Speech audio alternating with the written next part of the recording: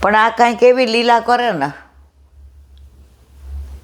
હું શું જાણું રે વાલે મુજમાં સુદીઠું, વારી વારી જો તો એ મુખલ મીઠું.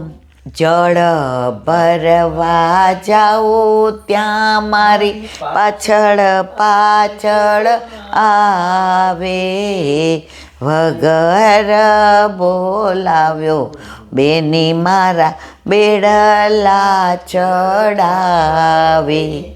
વઢુને વગોવું તો એ રેસન વલાવે, કઈ કઈ મિસે વાલો મુજને બોલાવે. એક લડી જાણી મારે ઘેર દોડ્યો આવે, રંક બનીને બેની માખણ મિસરી માગે. દૂરથી આવતા જોઈને પાસે દોડ્યો આવે, પોતાના કંઠની માળા મુજને પહેરાવે. જ્યાં જ્યાં જાઉં ત્યાં મારી પાછળ પાછળ આવે, દયાનો પ્રીતમ બેની મારો કેળલો ના છોડી. હું શું જાણું રે મુજમાં શું દીઠું, વારી વારી જો તો એ મુખ લાગે મીઠું.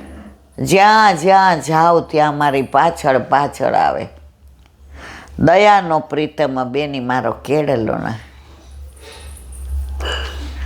આપણે એવું ઈચ્છીએ છીએ કે આપણો કેળલો પ્રભુ આજે નહીં કાલે નહીં ક્યારેય છોડે નહીં, કારણ કે એનો કેળલો છોડેલો જ કામ આવશે. દુનિયામાં બધા જ આપણા,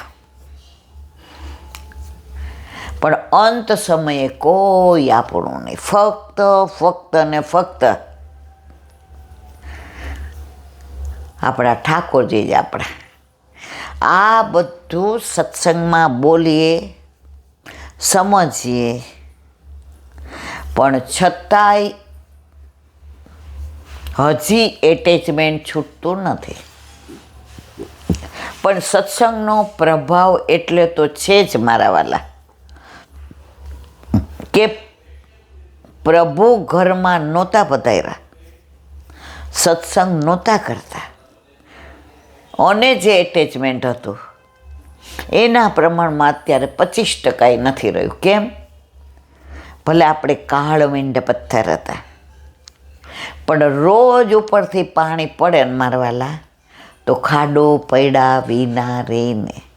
ઓલા સંત મહાત્મા જેવો, એક સંત મહાત્મા હતા એટલે નદી કિનારે એને એમ થયું કે આ ગામમાં 2-4 દી રહીએ, બાકી સાધુ તો ચલતા ભલા.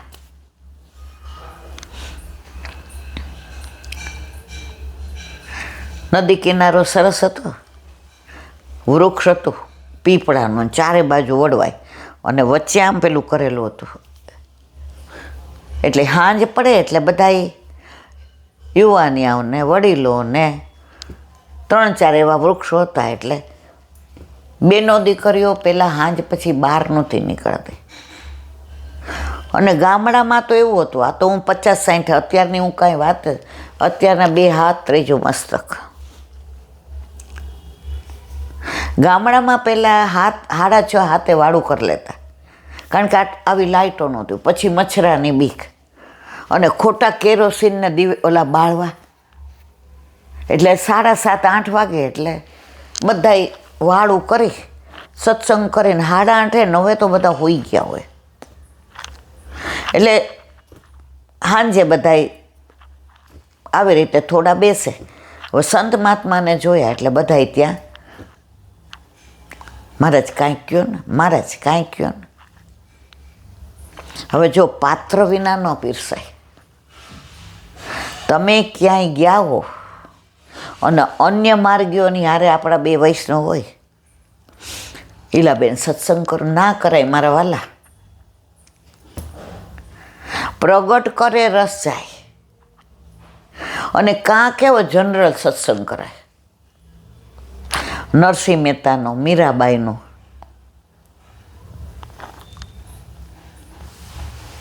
મીરાબાઈ પરણીને આવ્યા મેળતામાં, એના વર રાજા ભોજ. હવે મીરાબાઈ એટલા સંત આ દાખલો આપતા હતા. એ કે બેસો બધાય, મને કંઈ બહુ એ કે આવડતું નથી, હું તો આખો દી રાધે રાધે કરું છું. એ કે બધાય બે ગયા. એટલે બધાય ઓલા પીપળાના ઓલા વડલા નીચે, વડલો પીપળો ને વડલાની નીચે બેઠા હતા ને, નીચે બે ગયા બધાય. રજમાં બધાય આમ કરીને બેઠા.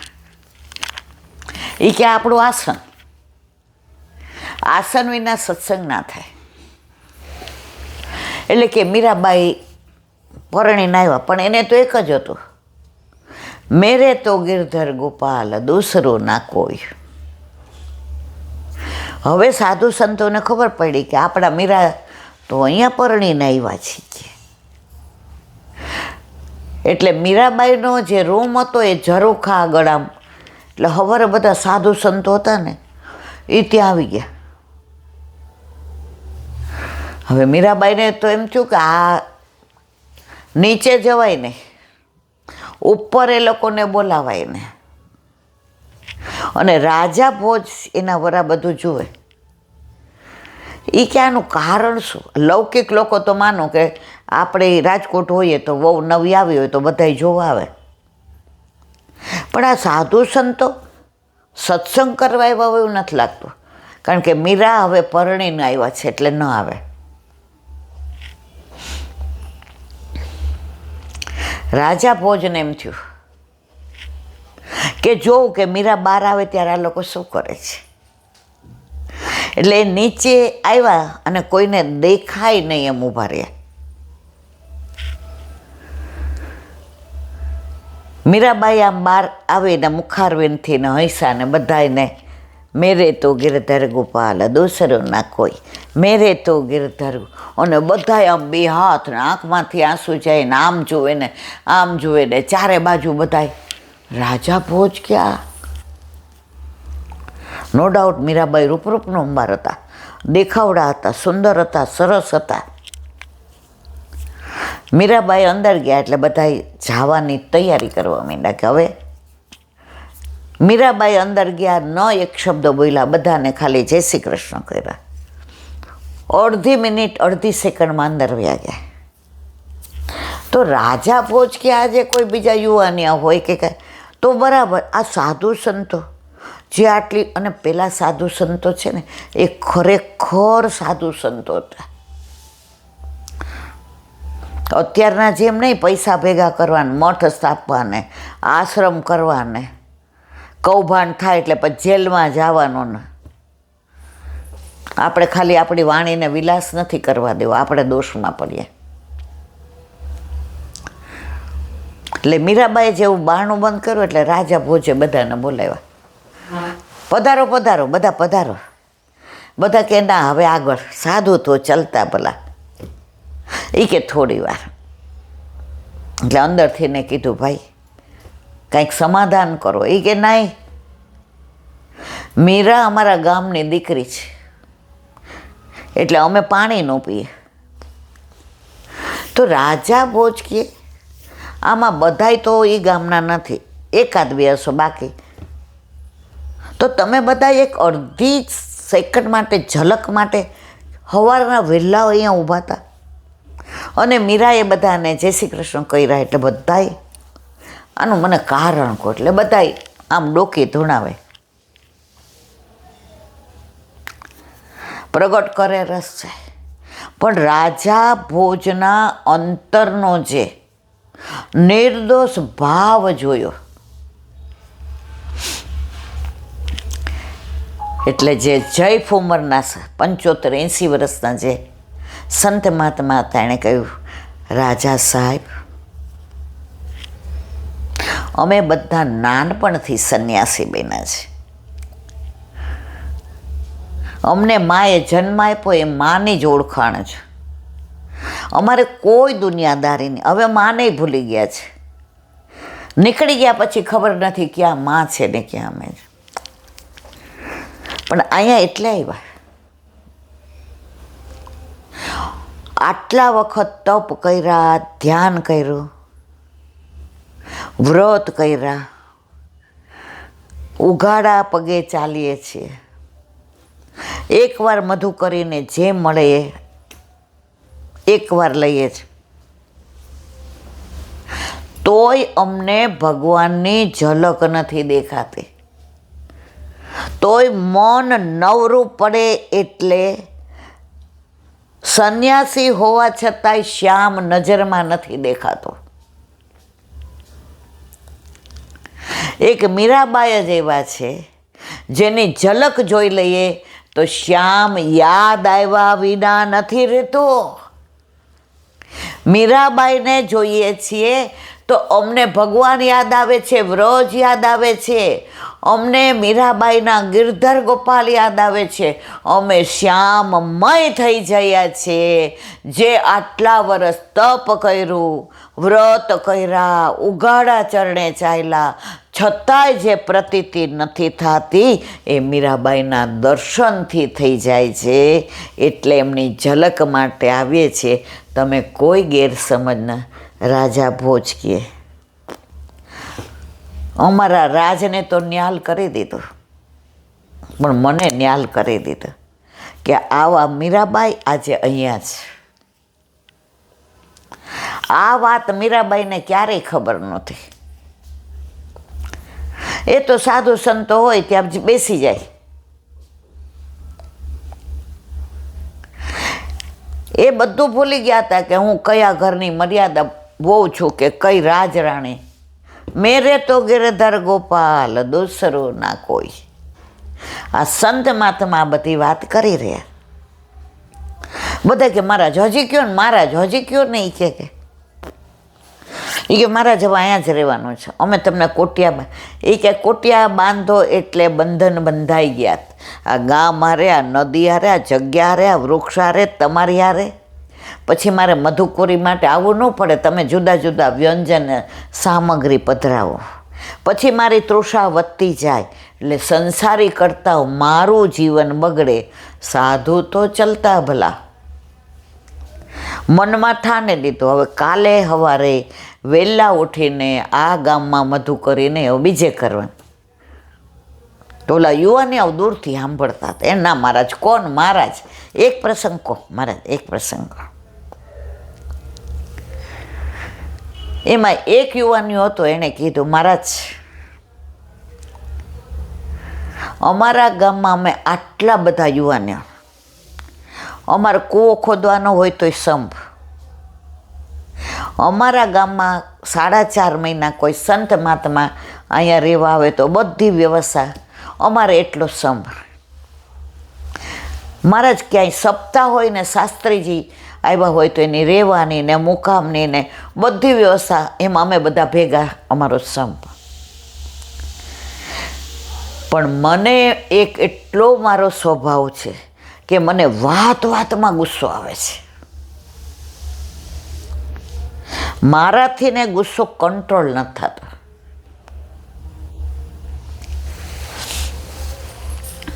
મને એનો રસ્તો બતાવો.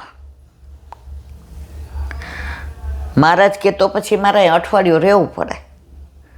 એટલે બધા યુવાની આ કીધું. એ કે અત્યારના યુવાનિયાઓમાં બહુ ગુસ્સાનું પ્રમાણ વધુ છે. ધાર્યું ન થાય એટલે ગુસ્સો આવે. આપણને ગમતું સામેવાળા ન કરે એટલે ગુસ્સો આવે. ઘરમાં આપણી ઈચ્છા પ્રમાણેની રસોઈ ન થાય તો ગુસ્સો આવે.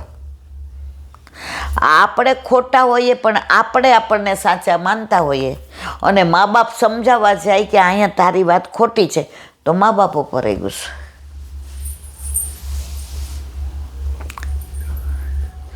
હવે હું આ ગામમાં અઠવાડિયું રહીશ. બધાય રાજી થઈ ગયા, તાલીઓ પહેરી. એ કે કાલથી હું કહું એવું કરજો. એ કે ચોક્કસ મહારાજ. એ કે બધાના ઘરમાં ખીલી છે, ખીલી? એ કે નહીં હોય એટલે લાવી દસ. જ્યારે ગુસ્સો આવે ને એટલે દિવાલમાં એક ખીડી ખોડ દેવાની. બધાએ કે હા.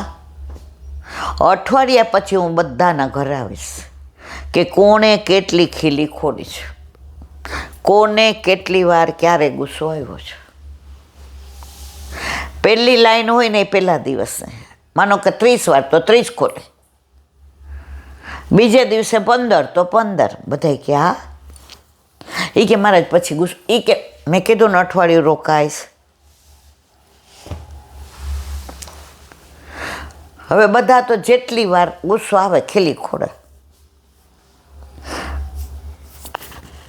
અઠવાડિયા પછી જાહેર કર્યું કે હવે આજે મારો છેલ્લો દિવસ. બધા યુવાનીઓ કે અરે મહારાજ તમે તો અમને ગાંડા કર્યા જ, ન જવા દે, તમને જોઈએ એટલે એ કે અમે રાજી થઈ. એ કે તમે સંસારી છો એટલે જોઈને રાજી થાવ, કાલે રાજી થાવ. હું માંડ આમાંથી છૂટીને બહાર નીકળું છું. એટલે હું કોઈ ગામમાં 2-4 રાતથી, આજે પહેલી વાર અહીંયા 8 રાત મેં વિતાવી છે. પણ આજે મારી પરીક્ષા છે. એ કે યુવાનીઓ કે મેં 8 રાત અહીં ગુમાવી એ બરાબર છે કે હું જિંદગી મોટી ભૂલ કરી છે. પેલાને ઘરે ગયા.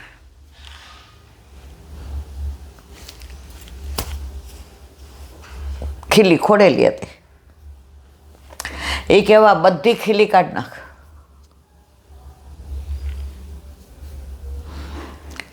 ઓલો કે પણ આમાં હું?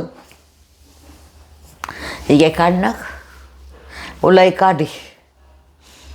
એ કે તે ખીલી કાઢી તો આ જો દિવાલ બગડી ગઈ કે નહીં? હવે આ દિવાલ કાંઈ કામની ખરી કે ના? સાંભળ ભાઈ, પહેલાંના ઘરે જ બધાને બોલાવી લીધા હતા, કારણ કે આજે મારો છેલ્લો દિવસ છે. તમે જેટલી વાર ગુસ્સો કર્યો, આ દિવાલમાં ખાડા પડ્યા, એમ તમે જેટલી વાર ગુસ્સો કરો ને એટલી વાર તમે તમને જ નુકસાન કરો છો. તમારું ઘર, તમારી દિવાલ, તમારી ખીલી તમારે ઠોકવાનું. તો આમાં નુકસાન કોને? તમારા ઘરને, તમારી દિવાલને, તમારી ખીલી જાય છે કે હા મહારાજ. તો ગુસ્સો કર્યો ને ખીલી ખોડી કાઢી તો આ ખરાબાઈ થઈ કે નહીં? હવે તમે નક્કી કરી લ્યો કે તમારે આ બધી ખરાબાઈ રાખવી જ, આ બધા ખાડા રાખવા જ, રોજ ખીલી ખોડવી જ, કે દિવાલ ચોખ્ખી, સરસ, સુંદર, સફેદ, વ્યવસ્થિત? એ કે મહારાજ ના, અમારે તો ચોખ્ખી છે. બસ હવે તમને ક્યારેય ગુસ્સો નહીં આવે, કારણ કે ગુસ્સો કરવા જાશો એટલે ખીલી ખોડવાનું યાદ આવશે, દિવાલ બગડવાનું યાદ આવશે, ખાડો પડવાનું યાદ આવશે, લગાડતા લગાડતા ઓલું બધું નીચે કચરો પડે એ યાદ આવશે, તમારું ઘર યાદ આવશે, તમારી દિવાલ યાદ આવશે. તમને એમ થાય ગુસ્સો કરીશું આખું ઘર મારું ખીલીથી ને, તમે અટકી જશો. અને ગુસ્સામાં આવ્યો છે, એકવાર તમે અણી ચૂક્યા 100 વર્ષ જીવે, કાંઠિયાવાડમાં કહેવાય છે. એકવાર ગુસ્સો પીતા આવડી ગયો ને પછી તમને કાંઈ નહીં કહેવું પડે. પહેલાં નાના હતા ને ત્યારે